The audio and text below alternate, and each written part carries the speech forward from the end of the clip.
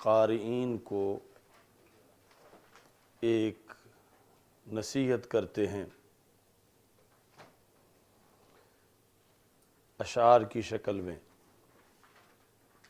اخل علم لا تعجل بعیب مصنف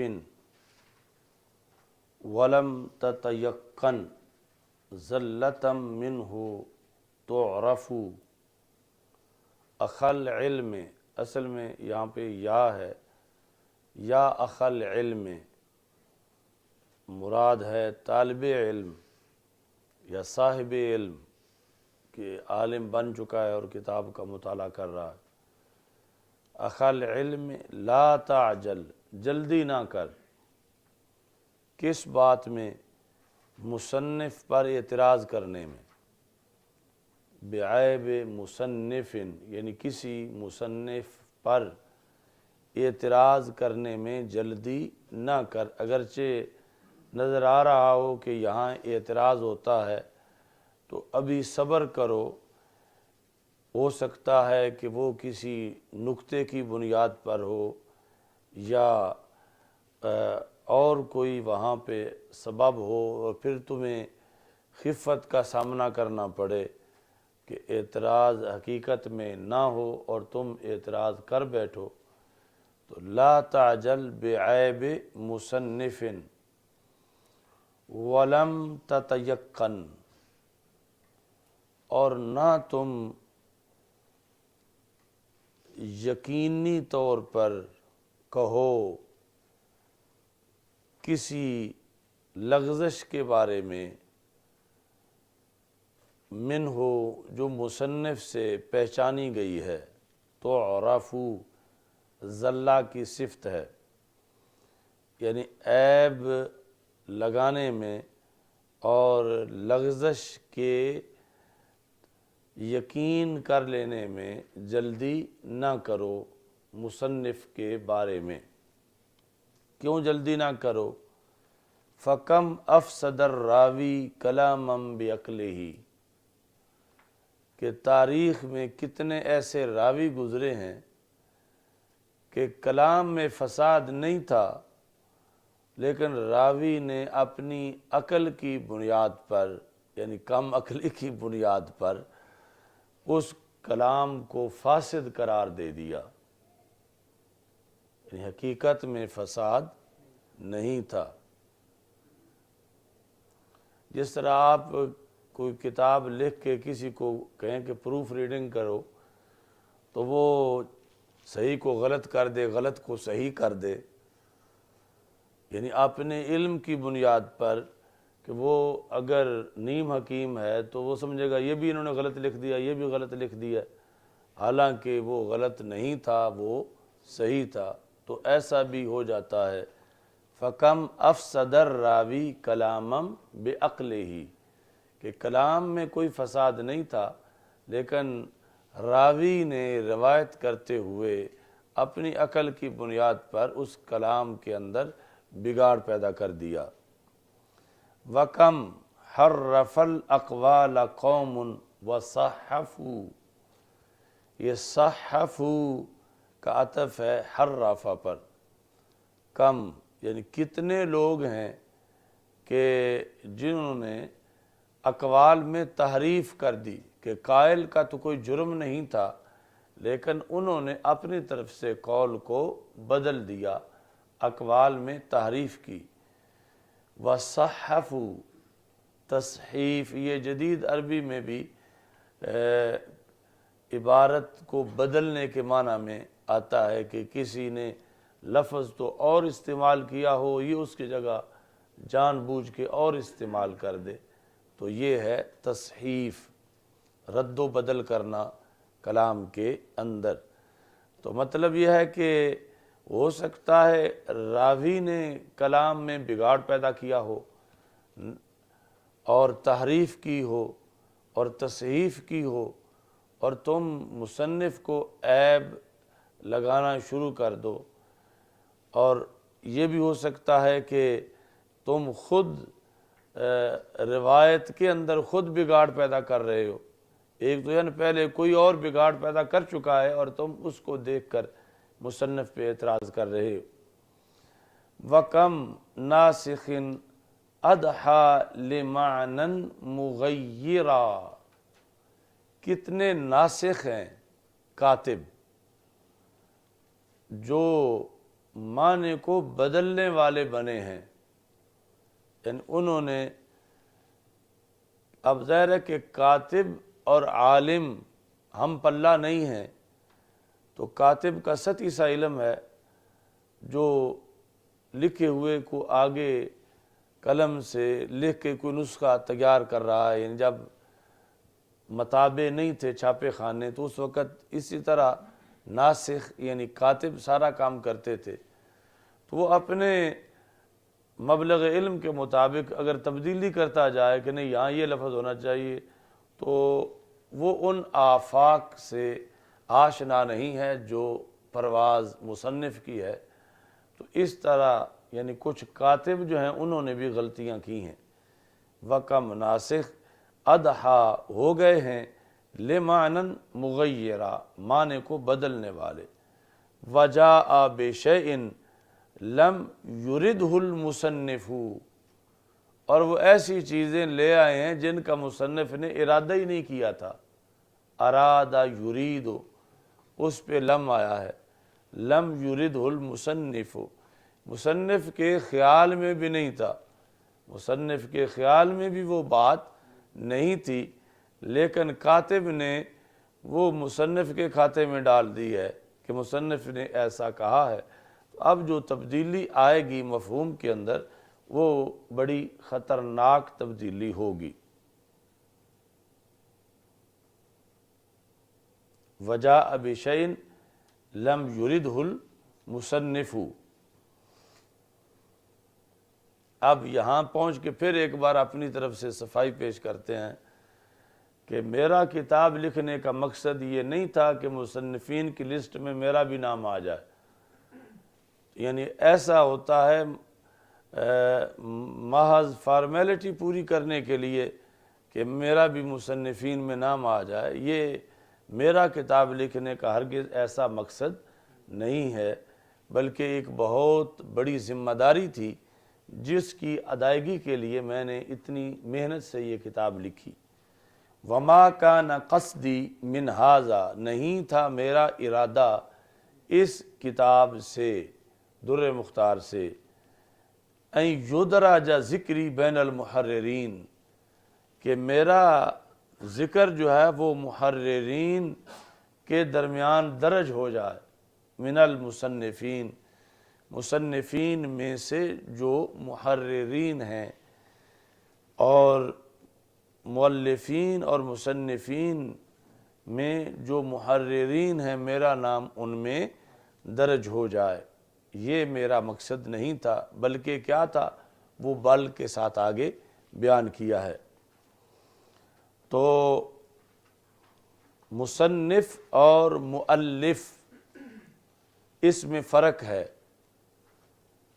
یہ بھی اہم حوالہ ہے۔ عمومی طور پر تصنیف و تالیف ایک ہی معنی میں استعمال ہوتے ہیں، تو یہاں امام شامی فرق بیان کرتے ہیں کہ التالیف جعل الاشیاء الکثیرۃ بحیث یطلق علیہا اسم الواحد، کہ کثیر چیزوں کو، بکھری ہوئی چیزوں کو اکٹھا کر دینا کہ ان پر ایک ہی نام بولا جا سکے، یہ تالیف ہے۔ کثیر چیزوں کو اکٹھا کر دینا کہ ان پر ایک ہی نام بولا جا سکے۔ اچھا جی، آگے عام ہے کہ ان میں سے بعض متقدم اور بعض متأخر جو ہیں ان کا کوئی آپس میں تقدم تأخر کا ربط ہو یا نہ ہو، یعنی یہ ضروری نہیں کہ پہلا باب جو ہے وہ پہلے کسی خاص وجہ سے ہے، مثال کے طور پر وضو کا نماز سے پہلے ہے تو وہاں تو ایک وجہ ہے، تو تالیف میں یہ نہیں دیکھا جاتا کہ کوئی مناسبت بھی متقدم اور متاخر کے درمیان ہو، بلکہ مطلقاً جمع کیا جاتا ہے۔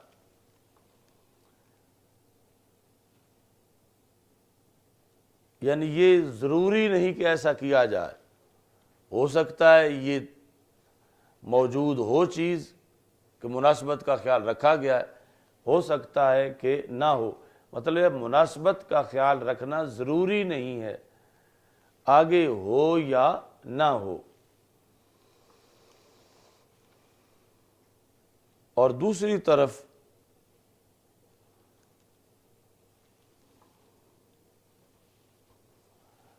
فَيَكُونُ التَّأْلِيفُ أَعَمَّ مِنَ التَّرْتِيبِ، تو تالیف جو ہے وہ ترتیب سے عام ہے میر سید شریف سند کی تحقیق کے مطابق۔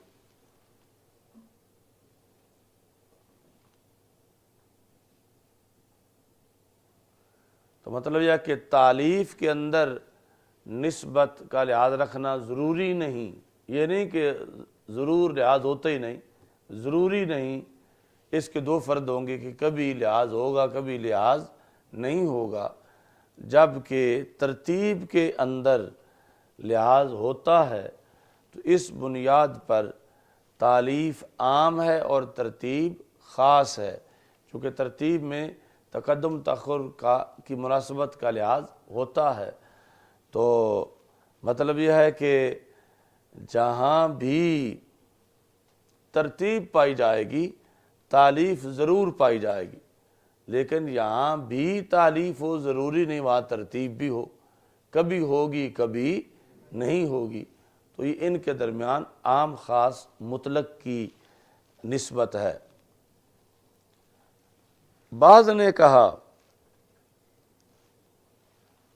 وَأَعَمُّ مِنَ التَّصْنِیفِ، کہ تالیف جو ہے وہ تصنیف سے بھی عام ہے، لیکن یہ کیلا کے ساتھ اس کو ذکر کیا، یہ راجح نہیں ہے۔ عام والوں نے تصنیف کی تعریف میں یہ کہا کہ وہ مطلق ضم ہے، مطلقاً ملانا، اور اس میں اس کی بنسبت جو ہے وہ ترتیب کا خیال رکھا گیا ہے۔ والتصنیف، تصنیف کیا ہے؟ کرنا ہر صنف کو علیحدہ، ہر صنف کو علیحدہ۔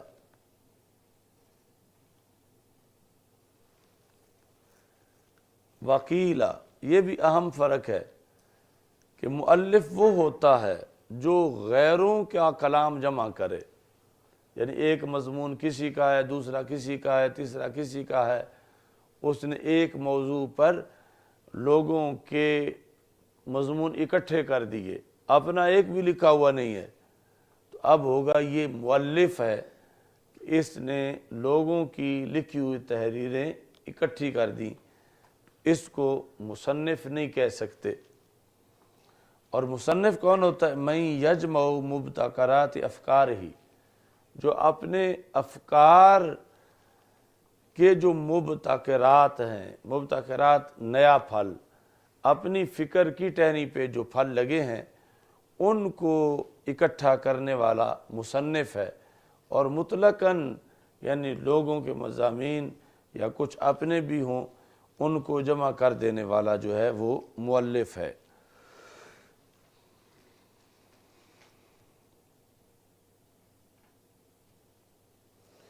تو یہ معنی ہے اس کا جو کہا گیا ہے وادی العلم اولا باسم المصنف من المؤلف، کہ کسی علم کا جو واضح ہے تو اس کو مصنف اس علم کا کہنا یہ زیادہ اچھا ہے اس کے مقابلے میں کہ اسے اس علم کا مؤلف کہا جائے، کیونکہ مؤلف جو ہے وہ تو دوسروں کی تحریریں اکٹھی کرنے والا بھی ہوتا ہے، تو جو اتنی محنت کر رہا ہے تو پورا علم اس نے وضع کیا ہے، تو اس کو اس علم کا مؤلف کہنے کی بجائے مصنف کہنا زیادہ اچھا ہے۔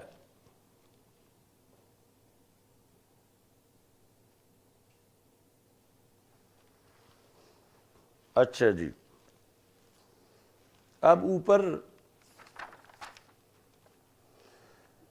وما کان قصدی، میرا ارادہ یہ نہیں تھا کہ مصنفین اور مؤلفین کے اندر میرا نام آئے.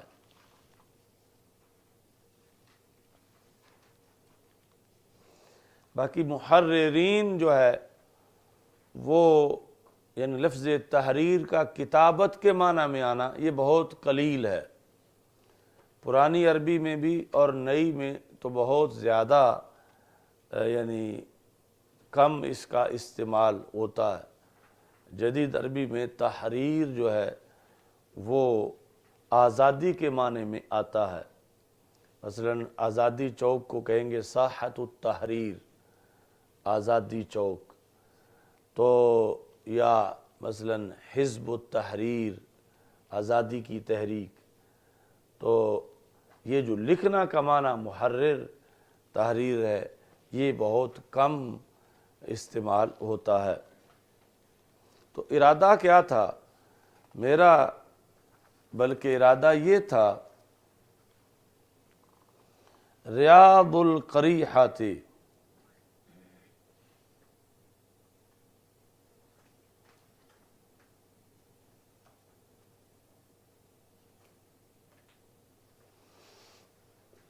طبیعت کا باغ،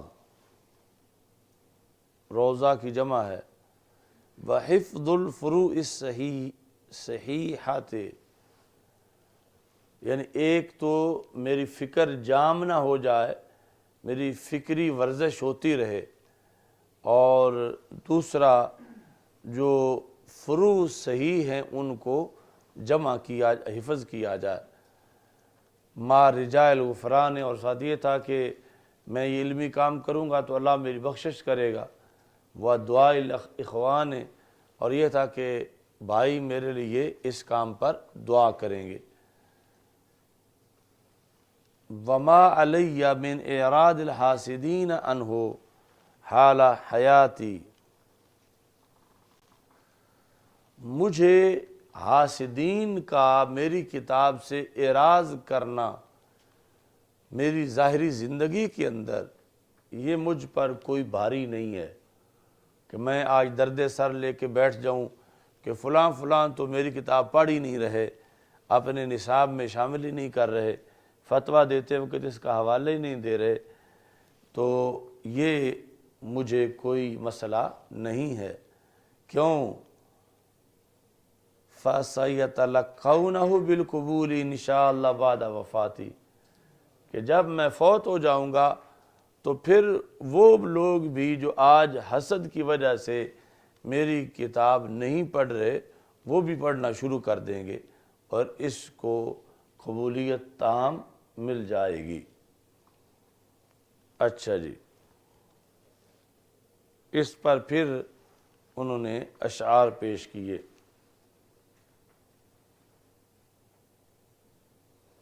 یعنی یہ بھی وہ ہے کہ یعنی زندگی میں زندہ لوگوں کے آپس کے اختلافات ان کے مقابلے میں جو دنیا سے چلے گئے ہیں ان سے کوئی زندہ اختلاف کرے، آگے پھر وہ چلا جانے والا کئی صدیوں پہلے ہو یا اس کا ہم اثر ہو، تو یہ اختلافات گھٹ جاتے ہیں، اور جو زندہ ہیں ان کے آپس کے اختلافات زیادہ ہوتے ہیں. تو اس لیے یہ کہتے ہیں کہ جب تک تو میں زندہ ہوں تو پھر جو حاسد نہیں وہ تو پڑھیں گے، جو حاسد ہیں وہ میری کتاب نہیں پڑھیں گے، لیکن جب میں فوت ہو جاؤں گا تو اس وقت ان کی عداوت کو بھی سکون آ جائے گا کہ اب اس سے کیا عداوت کرنی ہے، تو وہ بھی میری کتاب سے حوالے دینے شروع ہو جائیں گے. تر الفتى ينکر فضل الفتى، تم دیکھو گے کہ یا دیکھتے ہو کہ ایک نوجوان دوسرے نوجوان کی فضیلت کا انکار کرتا ہے.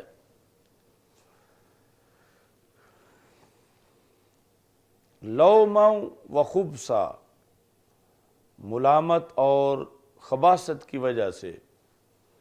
فَإِذَا مَا ذَهَبَ، لیکن جب ایک ان میں سے چلا جاتا ہے دنیا سے، لج بالحرص علی نکتۃ یکتبها عنہ بماء الذہب، تو پھر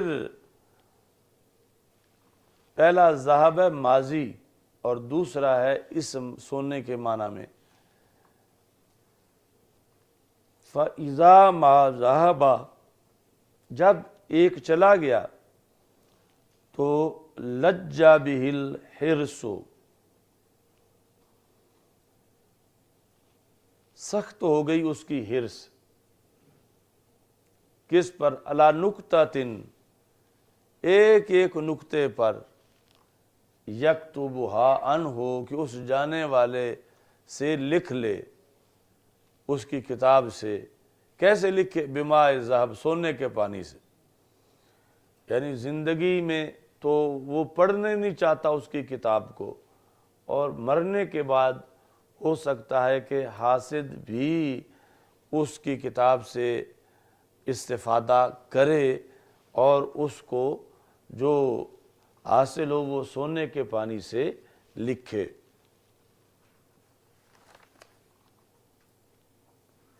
فَحَاكَ مُؤَلَّفًا مُہَذِّبًا لِمُہِمَّاتِ هَذَا الْفَنِ، کا اس میں فعل ہے، خذ کے معنی میں، پکڑ لو اس مؤلف کو جو کہ مہذب ہے، تہذیب کاٹ چھانٹ کرنے والی ہے، اس فن کی ضروری چیزوں کو، ضروری مسائل کے اندر جو اضافہ ہو گیا ہے، غیر مفید اضافہ، تو اس کو یہ کاٹ چھانٹ کرنے والی کتاب ہے۔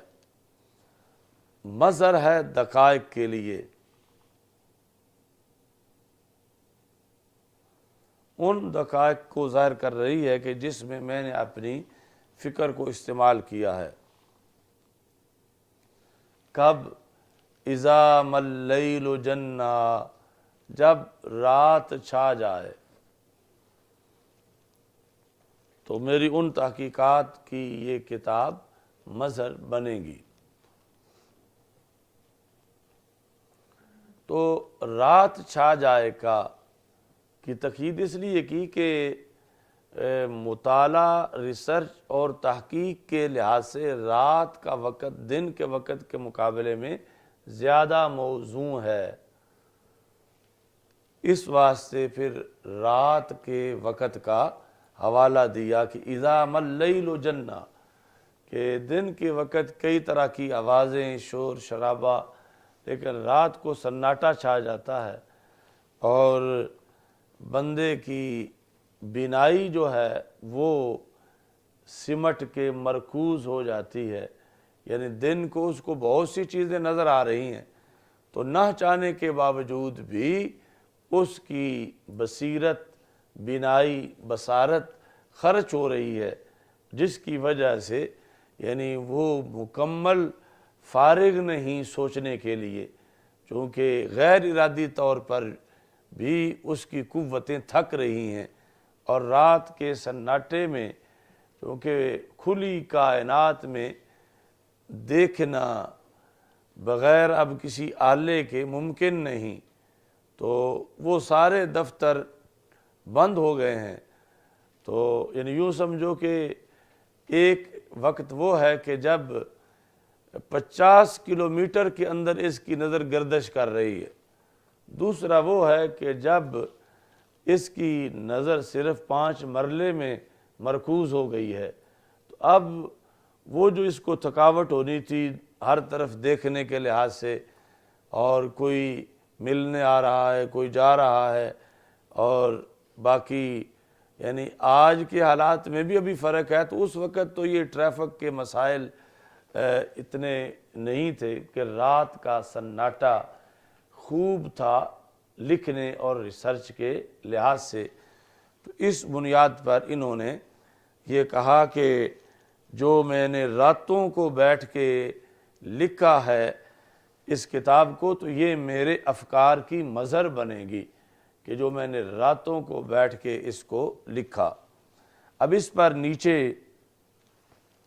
تاج سبکی کے حوالے سے چند شعر لکھے ہوئے ہیں، جس میں پھر اختلاف ہے کہ یہ تاج سبکی کے ہیں یا زمخشری کے ہیں۔ اچھا جی، اور یہ بڑے خاص شعر ہیں طلباء کے لیے اور علماء کے لیے جو کہ مطالعہ زیادہ کرتے ہوں اور کتابوں سے استفادہ زیادہ کرتے ہوں۔ سحری لتنقیح العلوم علی الذلی من وصل غانیت و طیب اناقی، یعنی عمومی طور پر رات کو جاگنا، یعنی بندے کی جب نیند خراب ہو تو اس کی طبیعت جو ہے وہ پریشان ہو جاتی ہے۔ دن کے وقت بھی کہ میں رات کو جاگتا رہا ہوں اس لیے میں مرجھایا ہوا ہوں، رات جاگتا رہا ہوں، لیکن کہتے ہیں کہ سحری میرا رات کو جاگنا، تاج الدین سبکی یا زمخشری کہتے ہیں میرا رات کو جاگنا، کس مقصد کے لیے؟ لتنقیح العلوم، علوم کی تنقیح کے لیے، علوم کی ریسرچ میں میرا رات کو جاگنا، علی الذلی، اس میں تفضیل ہے لذت سے، میرے لیے بہت زیادہ لذیذ ہے، کس کے مقابلے میں؟ من وصل غانیت، اس کے مقابلے میں کہ اگر کوئی گانے والی کنجری وہ سٹیج ڈرامہ کر رہی ہو اور میں وہاں موجود ہوں تو اس کے مقابلے میں، یعنی اس کو دیکھ کر جو دیکھنے والوں کو لذت آتی ہے، مجھے اس لذت سے زیادہ علوم کی ریسرچ میں راتوں کو لذت آتی ہے۔ سحری لتنقیح العلوم علی الذلی، تو اس میں تفضیل من کے ساتھ استعمال ہوتا ہے، تو وہ من یہ ہے من وصل غانیت، مغنیہ، یعنی اس میں اس کی دلچسپی معاذ اللہ ڈبل ٹرپل ہو سکتی ہے کہ ایک تو وہ خوبصورت ہے، پھر اس کا لباس مختصر ہے، اور پھر وہ ساتھ معاذ اللہ ڈانس کر رہی ہے اور ڈانس کے ساتھ گا بھی رہی ہے، تو یہ جو اس شعبے کے لوگ ہیں ان کے لیے یہ ان کی حد درجے کی لذت ہے، لیکن یہ کہتے ہیں کہ اس سے بڑی لذت مجھے رات مطالعہ کرنے میں آتی ہے جب میں علم کی تحقیق میں لگا ہوتا ہوں۔ وطیب اناقی، اور وہ خوشبو جو گردنوں پر استعمال کی جاتی ہے اور بہت پسند کی جاتی ہے، میرے نزدیک اس سے کہیں زیادہ لذت جو ہے وہ کتاب بینی، کتاب کے مطالعہ میں اور علم کی تحقیق میں ہے۔ پھر کہتے ہیں کہ جب یعنی تحقیق ہے کہ کوئی چیز گم ہوئی یا ڈھونڈنی ہے، تو مطالعہ کرتے کرتے کرتے بالآخر جب وہ چیز مل جاتی ہے، یعنی مغرب کے بعد شروع کی تو رات 1-2 بجے مسئلہ حل ہو گیا، تو پھر میں وجد کرتا ہوں، وَتَمَایُلِی طَرْبًا، اور پھر میرا وجد کرنا خوشی میں، لِحَلِّ عَوِیسَةٍ، کسی مشکل کے حل کے نتیجے میں میرا وجد کرنا، عویسہ فی الذہن، جو میرے ذہن میں ایک مشکل تھی، یہ میرا وجد کرنا کیسا ہے؟ ابلغ من مدامت ساقی، تو یہ شراب پلانے والے کی شراب سے جو عادی بن چکا ہے شرابی، اس کو شراب پینے میں وہ کیف و سرور نہیں ملتا جو مجھے مسئلہ کے حل کے بعد اس وقت وجد کرنے میں مل رہا ہوتا ہے۔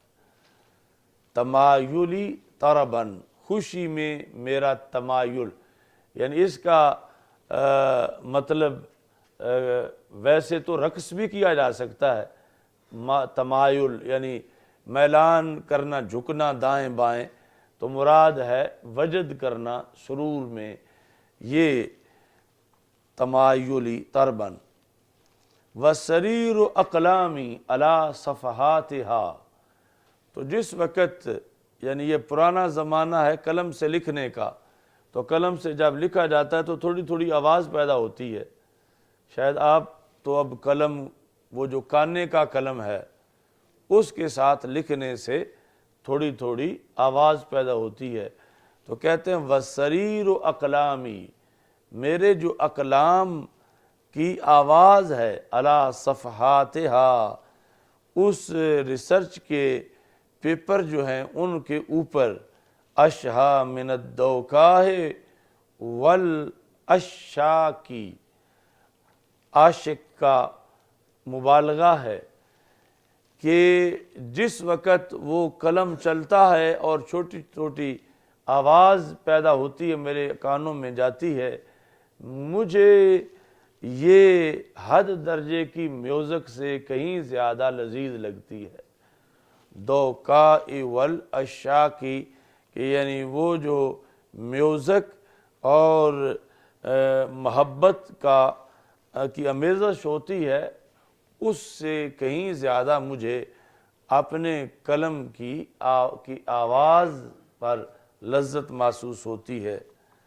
وَأَلَذُّ مِن نَقْرِ الْفَتَاةِ لِدُفِّهَا، اور یہ میرے لیے زیادہ لذیذ ہے کس سے؟ کنجری کے ٹھونکا لگانے سے.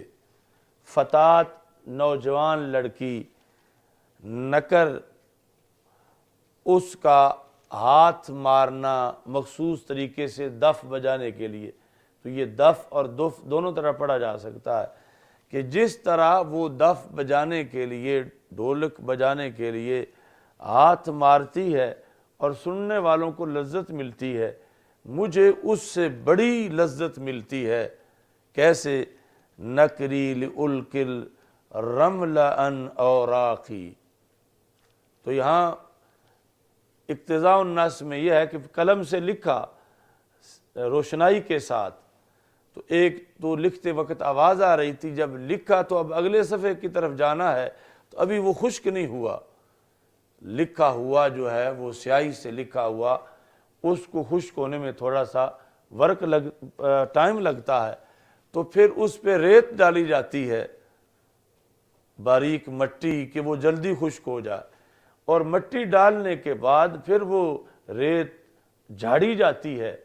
تو یہ کہتے ہیں جب وہ میں ریت جھاڑتا ہوں تو مجھے ادھر دف والے اس کا ہاتھ دف پہ لگنا، اس سے جو آواز نکلتی ہے اور سننے والے محظوظ ہوتے ہیں، مجھے جب یہ ریت کاغذ سے اترتی ہے اور آواز پیدا ہوتی ہے اس طرح کر کے ریت اتارنے سے، تو مجھے اس آواز سے زیادہ لذت آتی ہے.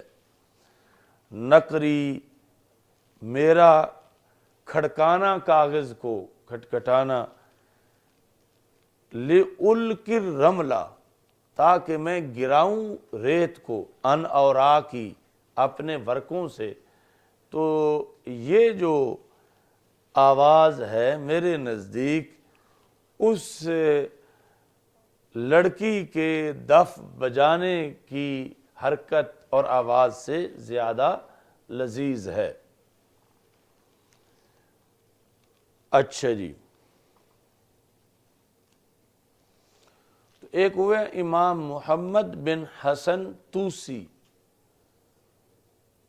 تو ان کا میں نے پڑھا وہاں پر بغداد شریف میں، جو حضرت غوث پاک رضی اللہ تعالیٰ عنہ کی لائبریری ہے جس کا نام المکتبۃ العامہ القادریہ، وہاں میں پچھلے ٹائم مطالعہ کرتا تھا. تو اس میں کہ امام محمد بن حسن توسی وہ لکھتے ہیں کہ جب میں رات کو مطالعہ کرتے کرتے کسی نتیجے کو حاصل کر لیتا ہوں، یعنی میں نے مغرب کے بعد شروع کیا، پھر عشاء کے بعد میں نے اس کو مسلسل رکھا کہ کبھی کوئی کتاب دیکھتا ہوں، کبھی کوئی دیکھتا ہوں، اور مسئلہ اٹکا ہوا ہے، حل نہیں ہو رہا. چلتے چلتے رات کے 2 بج جاتے ہیں.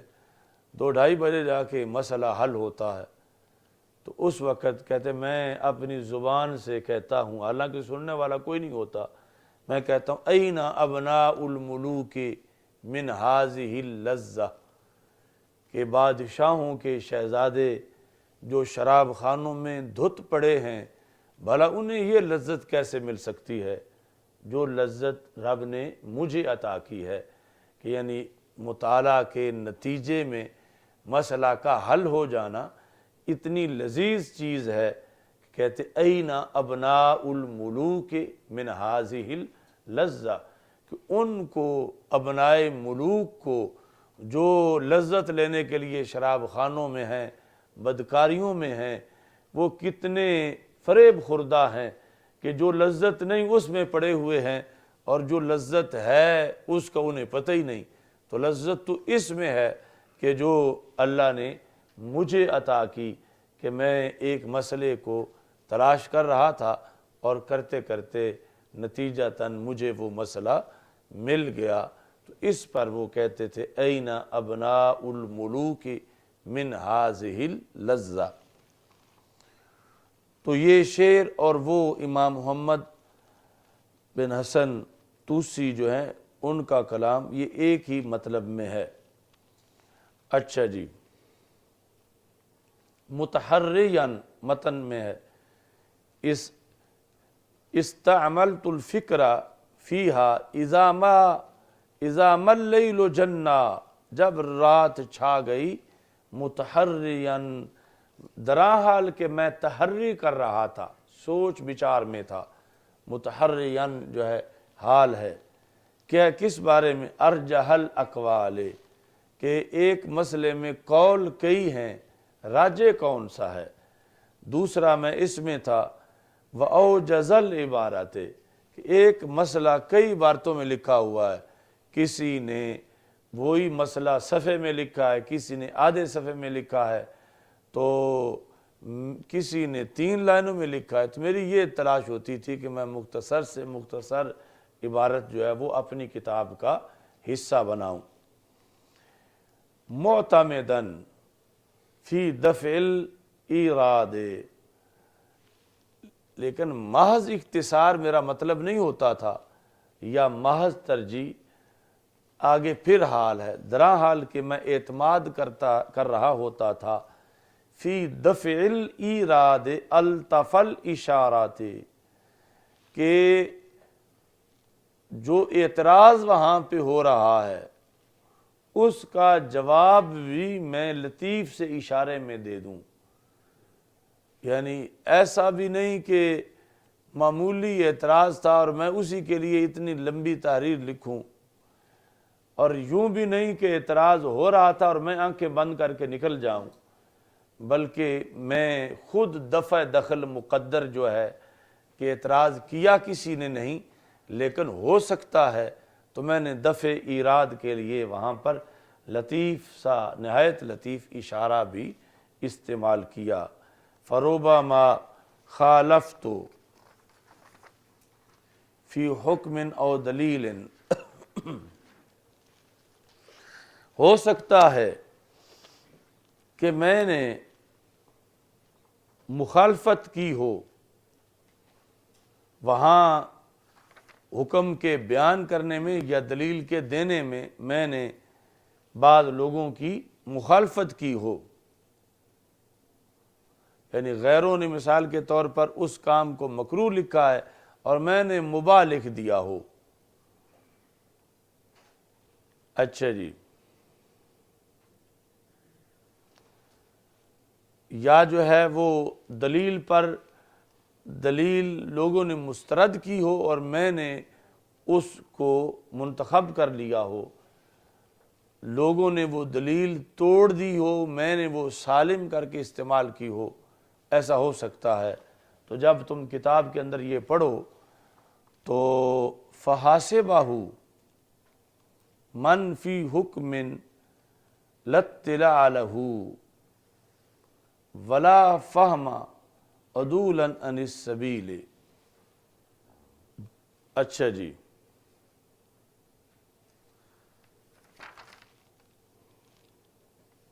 کہ جہاں میں نے مخالفت کی ہے کسی حکم یا دلیل میں تو گمان کر لیا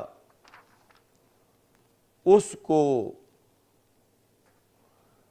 من اس بندے نے، یعنی جو پڑھ رہا ہے، فی حکم لاطلاع لہ، اس حکم کے اندر کہ جس کے بارے میں اس پڑھنے والے کو اطلاع نہیں ہے اور نہ اس کو اس کی سمجھ ہے، اور یہ اس پر اعتراض کر دے، کیسے؟ عدولا عن السبیل، رستے سے اعراض کرتے ہوئے۔ وَرُبَّمَا غَيَّرْتُ تَبًّا لِمَا شَرَحَ عَلَيْهِ الْمُصَنِّفُ، ہو سکتا ہے کہ کہیں میں نے بدل دیا ہو۔ کیا بدل دیا ہو؟ کلمتاً او حرفاً، کوئی کلمہ یا حرف۔ کیوں بدلا ہو؟ تبًّا لما شارح علیہ المصنف، یہ جو شارح صاحب در مختار ہیں ان کی اقتداء کرتے ہوئے۔ وما درا ان ذلک لنکتۃ تدک عن نظرہ وتخفى، وما درا یہ ہے مطالعہ کرنے والا، اور یہ مطالعہ کرنے والا یہ نہیں جانتا کہ میں نے نکتے کی بنیاد پہ ویسے کیا ہے، یعنی اس کا ایک سبب ہے۔ کون سا نکتہ؟ تدک عن نظرہ، جو اس کی نظر سے باریک ہے، اس کو پتہ نہیں کہ وہاں کس حکمت کے پیش نظر وہ بات میں نے لکھی ہے۔ وتخفى، اور تدک پر عطف ہے کہ اس کی نگاہ سے وہ پوشیدہ ہے۔ وقد انشدنی شیخی الحبر السامی والبحر الطامی، مجھے سنایا ہے میرے استاد صاحب نے۔ اچھا جی، ایک ہوتا ہے انشد ینشد، قسم اٹھانا، ایک ہوتا ہے اپیل کرنا کسی سے، اور ایک ہوتا ہے کلام پڑھنا، شعر، خود نظم بنانا، اور ایک ہے نظم سنانا۔ تو یہاں وہ سنانے کے معنی میں ہے۔ انشدنی شیخی، مجھے میرے شیخ نے یہ بات، یہ شعر سنایا ہے۔ میرے شیخ کون؟ الحبر السامی، حبر یعنی ٹھوس عالم دین، السامی بلند عالی قدر، والبحر الطامی وہ سمندر جو لبالب بھرا ہوا ہو، یعنی علم سے، واحد و زمان ہی وحسنۃ اوان ہی، جو یگانہ روزگار ہیں، واحد و زمان ہی، اور فرید العصر ہیں شیخ الاسلام الشیخ خیر الدین رملی۔ اچھا، ابھی جو سنایا ہے وہ آگے آئے گا، یہ جس نے سنایا ہے میرے شیخ خیر الدین رملی۔ اچھا جی، اطال اللہ بقاءہ، یہ دعا ہے کہ اللہ ان کی بقا کو لمبا کرے۔ کیا انہوں نے سنایا؟ یہ شعر آگے جو لکھے ہوئے ہیں۔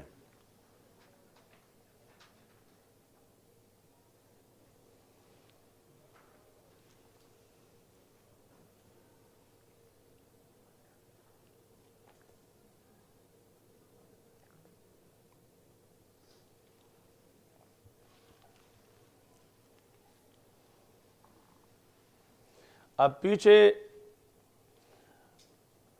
اوائل متقدمین کی فضیلت گزری ہے، اور وہاں شعر بھی گزرا ہے، وہ زبانی یاد کر لیا ہے نا؟ کل بحر یسقی السحاب، یاد کیا کرو نا کہ یہ دوبارہ پھر اتنے قیمتی اشعار وہ پیش کر رہے ہیں، یا رامے گامے والے ہی یاد رکھنے ہیں؟ تو پنجابی کے علیحدہ ہیں، یہ علیحدہ چیز ہے۔ قل لمن لم یر المعاصر شیئا، یہاں ان کا مقصد ہے کہ ٹھیک ہے پیڑے وڈے نے پر کچھ اسی بھی ہے اس سے، وَقُلْ قُلْ لِمَن لَّمْ مُعَاصِرَ شَيْئًا، کہو تم ان کو، یعنی یہ میرے استادوں نے مجھے سنایا، کہو تم ان کو جو معاصر کو کچھ بھی نہیں سمجھتا، وَيَرَى لِلْأَوَائِلِ تَقْدِيمًا، اور پہلوں کی تقدیم پر ہی انحصار کرتا ہے، إِنَّ ذَلِكَ الْقَدِيمَ كَانَ حَدِيثًا، کہ آج جو قدیم ہے کبھی وہ بھی حدیث ہی تھا، یعنی آج جو اسلاف ہیں کبھی وہ بھی خلف ہی تھے، خلف نہیں خلف، تو پھر آج وہ اسلاف ہیں۔ إِنَّ ذَلِكَ الْقَدِيمَ كَانَ حَدِيثًا وَسَيَبْقَى هَذَا الْحَدِيثُ قَدِيمًا، اور جو آج نو وارد ہیں، نئے نئے ہیں، یعنی جنہیں یہ سمجھ کے کہ یہ تو نئے نئے ہیں، ان کا کیا ہے، اصل تو پرانا سب کچھ ہے، تو کل انہوں نے بھی پرانا ہو جانا ہے۔ جو آج پرانے ہیں، یعنی جن کو محض پرانے ہونے کی بنیاد پہ ترجیح دی جا رہی ہے، کبھی وہ بھی نئے نویلے تھے، تو اور اس طرح جو آج نئے نئے ہیں کبھی یہ بھی جو ہیں وہ پرانے ہو جائیں گے۔ اچھا جی، تو مطلب یہ ہے کہ جو میانہ روی ہے اس کے لحاظ سے، یعنی یہ تو ہے کہ فضیلت متقدمین کے لیے ہے، لیکن متقدمین میں ہو سکتا ہے کہ کوئی کمزور بھی ہو، اور متاخرین میں جو ہے کوئی شاذور بھی ہو، تو اس بنیاد پر یعنی محض یہ کہ مثلاً کہ وہ تو بوڑھے ہو چکے ہیں اور عمر کے اس حصے میں ہیں، اور یہ بالکل بھی نوجوان ہے، تو اس کو ڈیگریڈ کر دیا جائے اور عمر کی وجہ سے، تو وہ ایک دلیل بنتی ہے، مگر ہر جگہ ایسا نہیں ہوتا۔ تو ایسا ہو سکتا ہے کہ جو نوجوان ہے اس کی تحقیق بوڑھوں میں سے کسی غیر معین بوڑھے پر بڑھ بھی جائے، ویسے تو ان کی زیادہ ہے، لیکن ایسا بھی ممکن ہو سکتا ہے۔ وَسَيَبْقَى هَذَا الْحَدِيثُ قَدِيمًا۔ اچھا جی،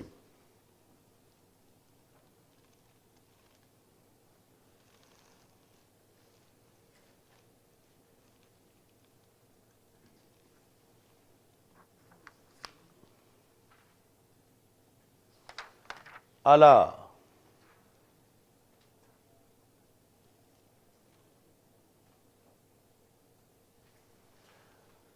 اب یہ جو ہے وہ استدراک کے لیے ہے، یعنی مصنف در مختار کے مصنف جو ہیں وہ بڑے پیچ و خم والے رستوں سے گزر رہے ہیں، تو ایک طرف سے جب سائیڈ سیو کرتے ہیں تو فوراً انہوں نے کہ دوسری طرف سے نہ ٹکرا جائے، تو اس طرح وہ زگ زیگ راستوں سے گزرتے ہوئے آگے بڑھ رہے ہیں۔ یہ جو شعر لکھا دونوں، تو یہاں سے یعنی یہ تاثر پیدا ہو رہا تھا کہ اپنی تعریف کر رہے ہیں اور اپنی تصنیف کی تعریف کر رہے ہیں، تو پھر انہوں نے آگے کہا الا ان المقصود والمراد ما انشدنی شیخی۔ اچھا جی،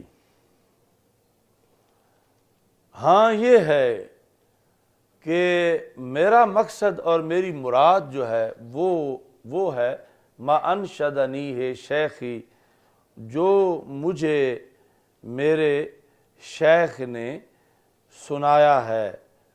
اب یہ آگے اور شیخ ہیں، وہ کون؟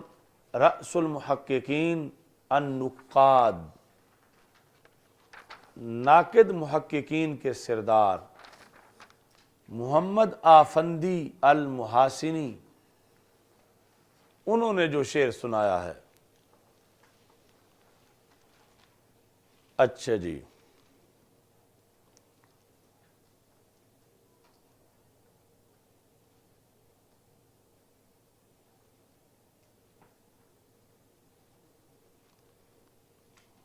وہ کیا ہے؟ لکلن،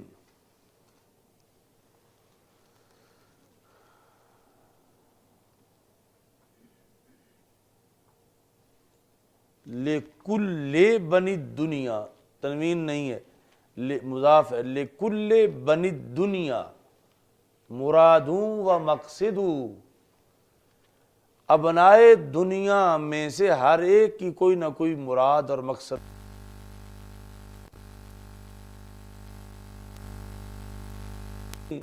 جو دنیا دار کے معنی میں آتا ہے، ابنائے دنیا سے مراد ہے جو بھی دنیا میں موجود ہیں. یعنی ایک تو ہے نا کہ یہ تو دنیا دا پتر ہے، یعنی یہ میں نہیں، یہاں یہ ہے کہ جو بھی دنیا میں لوگ آئے ہیں کہا جا رہا ہے.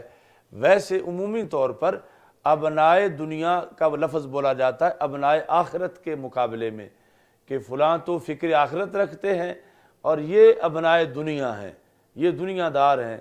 مگر یہاں پر جو ہے وہ ابنائے دنیا، وہ جو دنیا میں پیدا ہوئے، دنیا میں آئے، جو بھی دنیا میں آیا اس کی کوئی نہ کوئی مراد ہے اور اس کا کوئی نہ کوئی مقصد ہے.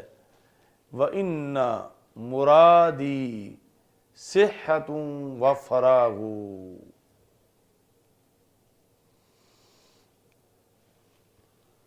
ہر ایک کا کوئی نہ کوئی مقصد ہے، اور بے شک میری مراد ایک تو صحت ہے، جسم میں صحت، وفراغ، دوسرا فراغت. فراغت کس سے؟ جو چیزیں آخرت سے بندے کو مشغول کر لیتی ہیں اپنی طرف، ان سے فراغت. یہ میرا مقصد ہے کہ ایک تو میں جسمانی طور پر صحیح رہوں، اور دوسرا میں دنیا کے دھندوں کے اندر اس میں گھر نہ جاؤں، بلکہ میں دنیاوی مصروفیات سے فارغ رہوں. یہ میرے پیش نظر ہے. لِأَبْلُغَ فِي عِلْمِ الشَّرِيعَةِ مَبْلَغًا، تاکہ میں پہنچوں علم شریعت میں اس مقام تک، یکون بِهِ لی فی الجنان بلاغ، کہ جس کے نتیجے میں جنت میں پہنچ جاؤں، جس کے نتیجے میں جنت میں پہنچ جاؤں. یعنی اس میں پھر آ کر اپنے آپ کو عاجز ظاہر کیا، اور کہ یہ میرا سب کچھ جو لکھنے کا مقصد ہے وہ ہے کہ رب راضی ہو جائے اور مجھے جنت مل جائے، اور اس بنیاد پر یہ میرا دنیا میں آنے کا مقصد ہے. اور ساتھ صحت و فراغ، چونکہ اگر بندہ جسمانی طور پر کمزور ہو تو پھر یعنی حصول علم کے لیے بھی رکاوٹ آتی ہے، اور بندہ پوری محنت نہیں کر سکتا کہ قابل ذکر مقام حاصل کر سکے، اتنا اونچا کہ وہ مقام آگے جنت کے قریب پہنچ چکا ہو. تو اس واسطے میرا زندگی کا مقصد صحت اور فراغت ہے. لِأَبْلُغَ فِي عِلْمِ الشَّرِيعَةِ مَبْلَغًا، مبلغ علم، اس جا پر میرا علم پہنچے، میں پہنچوں، یکون بِهِ لی، اس کے ذریعے سے میرے لیے ہو، فی الجنان بلاغ، جنت میں پہنچ جانا. ابھی آگے اشعار اسی مضمون کے مزید ہیں اور پھر ان کا مطلب واضح ہوگا. الحمدللہ رب العالمین والعاقبۃ للمتقین والصلاۃ والسلام علی رسول اللہ. استغفر اللہ لا الہ الا اللہ.